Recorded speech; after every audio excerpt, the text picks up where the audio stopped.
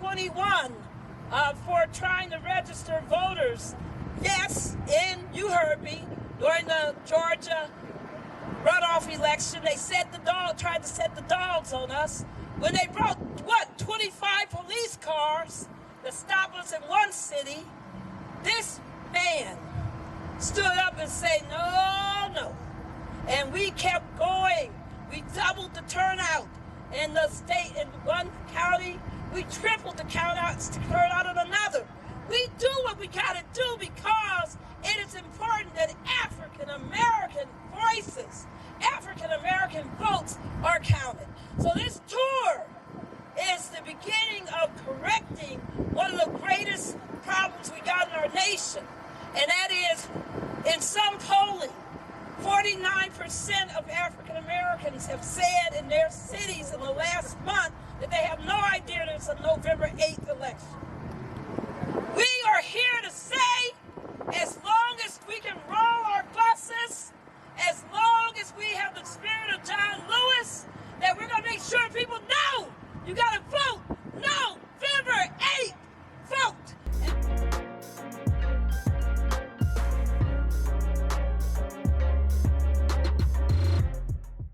Yes, I'm Barbara Arnwine, the president and founder of the Transformative Justice Coalition, which was founded in 2015.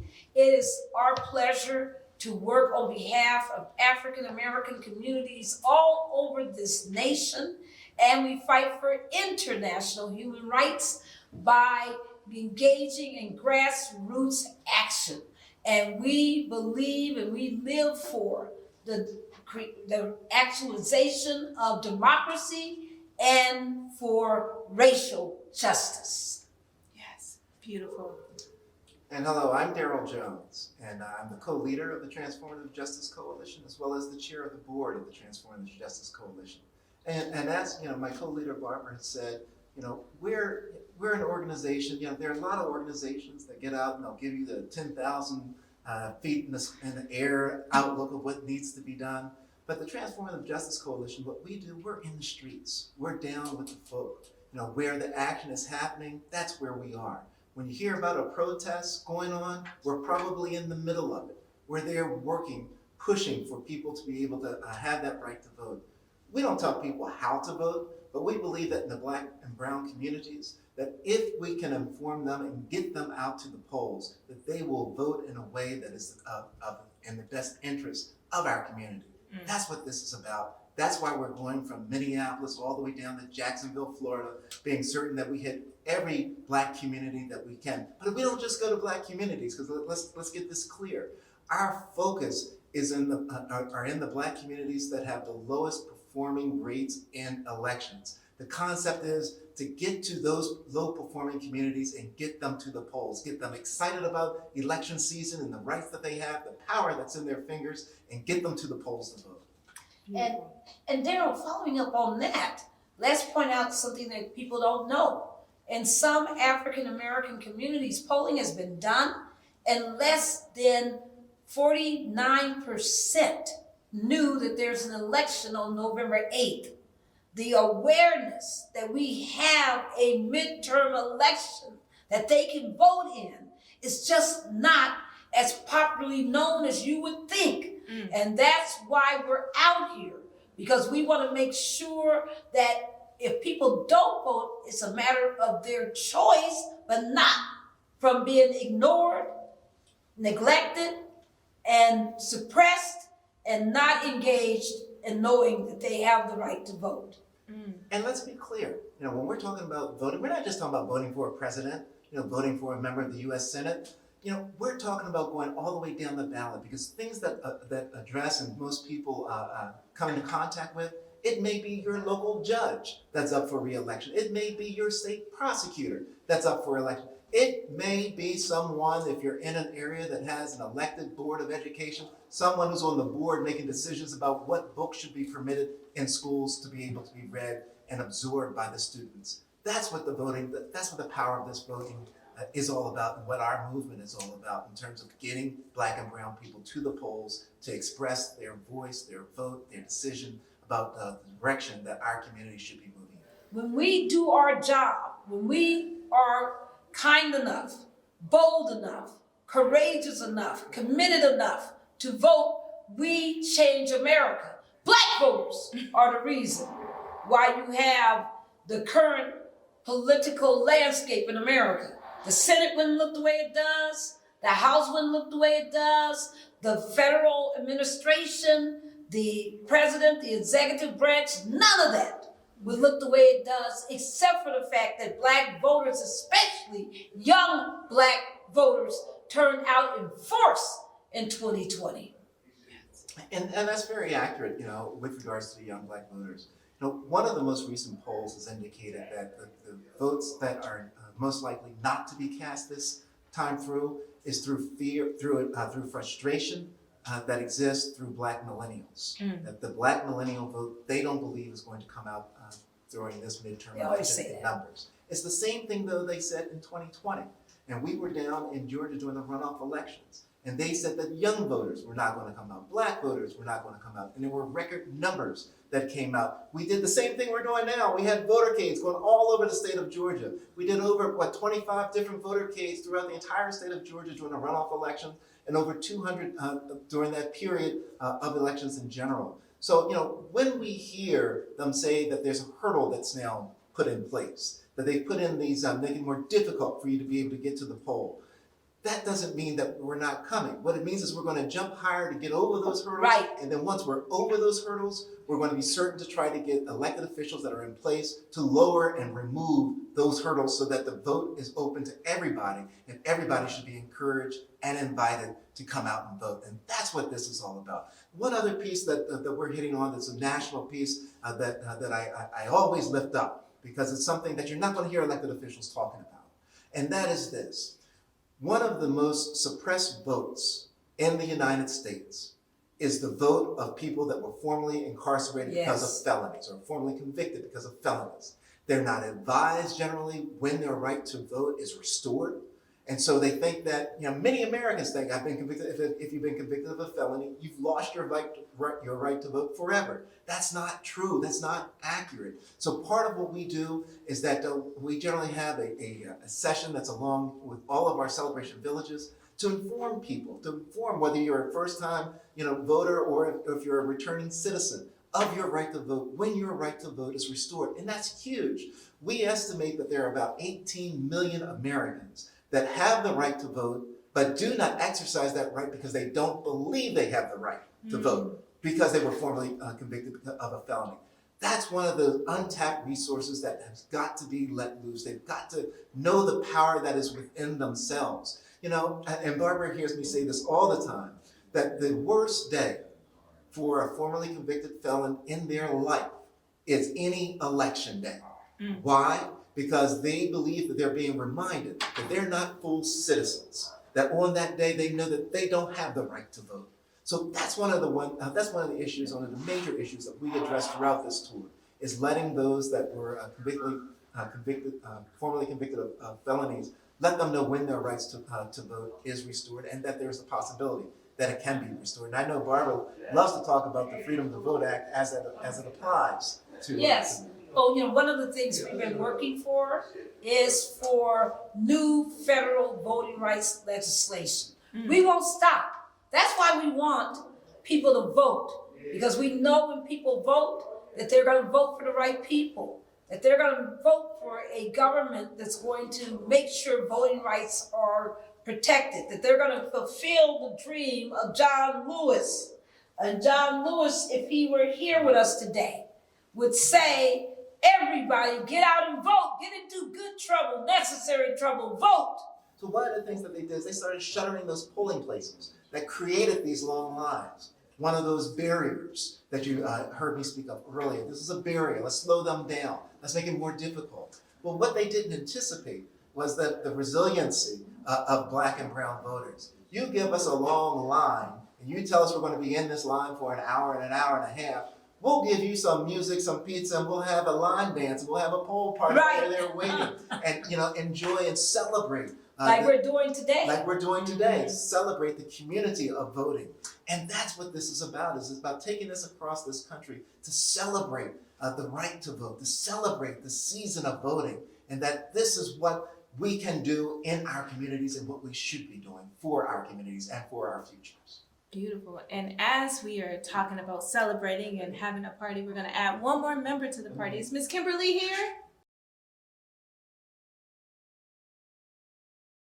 I'm Kimberlé Crenshaw, and I am the Executive Director of the African American Policy Forum, and we've joined up with the Transformative Justice Coalition on this tour to show the connections between banning our votes and banning our thoughts, and that's what this is all about. And you are once again? I am Barbara Arnwine, the president and founder of the Transformative Justice Coalition, but I am blessed to serve as a board member of the African American Policy Forum and have deep respect for their work on intersectionality, their work on critical race theory. Yes, we say it, we embrace it, because it's nothing but teaching the true racial history of this country, and their work on defending affirmative action. What is the African American Policy Forum? Well, the African American Policy Forum is an organization that seeks to promote racial justice and gender justice. So we are all about showing the intersections between racism and white supremacy and patriarchy and sexism. We came to be in the aftermath of the Clarence Thomas, Anita Hill confirmation hearings, in which it was clear that a lot of members of the African American community were unaware of the histories that shaped Black women's lives. The fact that Black women were the first plaintiffs to argue that sexual harassment was actually gender discrimination. Thank you. Black women like Rosa Parks were rape crises advocates. Black women like Fannie Lou Hamer experienced what was called a Mississippi appendectomy, basically losing her ability to have children, which a lot of Black women experience. So there are particular ways that racism is experienced by women, but a lot of us don't know about that because these experiences have been marginalized. And that, in the end, many times undermines our ability to fight collectively together as strongly and as powerfully as we could. So the African American Policy Forum came together to make sure that we would never have a conversation about racism that didn't include women, and we'd never have a conversation about sexism that didn't include race. And I want people to be reminded, building on what Kim just said, that the Me Too movement, everybody talks about, that came from a Black woman, Tarana Burke, Yes. who coined that term because of her experience. So when we talk about women's rights, you gotta talk about Pauli Murray. You know, people always talk about Sojourner Truth and you gotta talk about Harriet, but you gotta talk about Pauli Murray, who wrote the legal theories that Justice Ruth Bader Ginsburg used throughout her career. You know, Black women's role in founding the National Organization for Women, Black women's leadership role in so many aspects when it comes to fighting for the rights of women have been suppressed, ignored, and denied, and erased. But we are here to lift up that intersection between racial justice and gender justice, because you can't have one without the other. If you believe you can, you are sorely mistaken. Why now? Well, we are at a point in our democracy that is unlike anything that we have experienced in the last 50 years. I mean, literally, the question is whether we will have a democracy after this next election and after the presidential election in 2024. Some of the reason why our country is not stepping up in the way that it should is that we don't know this history. We don't know that we've lost the right to vote before. We don't know the role of suppressing education as part of the effort to take us back to a period of time when Black people were actually not allowed to learn how to read, not allowed to learn their history, not allowed to vote. So these dynamics of repressing the right to vote, repressing our right to learn, repressing our right to protest, that has always been a part of retrenchment whenever we've made advances. That's exactly what's happening now after the mobilization around George Floyd, when millions of people went to the street and millions of people were talking about structural racism, millions of people were talking about all of the ways that we need to learn about what happened so that we can never do it again. There was this tremendous backlash to that mobilization. And What brought you on this tour? The people, the moment, the need. There's a desperate need for our African American voters to know that it's time to vote for the midterms. To just say, part of that arc of justice, when I went to the map, I literally stood in front of a big map of the United States, and it just hit me. I looked at Minneapolis, I looked at Milwaukee, Chicago, all the way through Michigan, Ohio, all the way through Pennsylvania, and I said, that's where the black folks are. I said, that's where the black voters are who can make a difference. And remember, in 2020, people were talking about who? They were talking about Milwaukee. They were talking about Detroit. They were talking about Minneapolis. They were talking about Philadelphia. They were talking about Atlanta. What does all those cities have in common? They're black. And we were missing that. They're majority black. And we wanted to go to those areas to say, your vote in 2022 counts. And also, Kim, we were looking at the map yesterday about the states that have banned books. And it turns out that quite a number of these states we're visiting have banned the books. So we're going into when we bring this into those states, we're going into the belly of the beast. And we're demanding justice. We're not going to take this. We're going to say, you think you can ban what we learn? No, you can't. In fact, we're going to spread the knowledge even more so that people are involved. And Darryl, why did we pick the blackest lineup ever of states to tour? Yeah, well, that's an exclamation point to what you've just said. I mean, it all, parallels so well with regards to both the voter justice tour as well as the banned book tour. So, I mean, it's not by happenstance that this Arc of Justice tour goes through those states. It is by design, and it is to be certain that we call out the people that are in these states, the elected officials that are in these states, the communities that are in these states, to bring attention to the fact that they ban these books, and to try to bring people together to start reading those books and have access to those books, and even more importantly, to access their vote, to be certain that the Board of Educations, where the individuals are placed that have banned the books, can be held accountable for those decisions that they've made. Minneapolis, why Minneapolis is our first stop? George Floyd.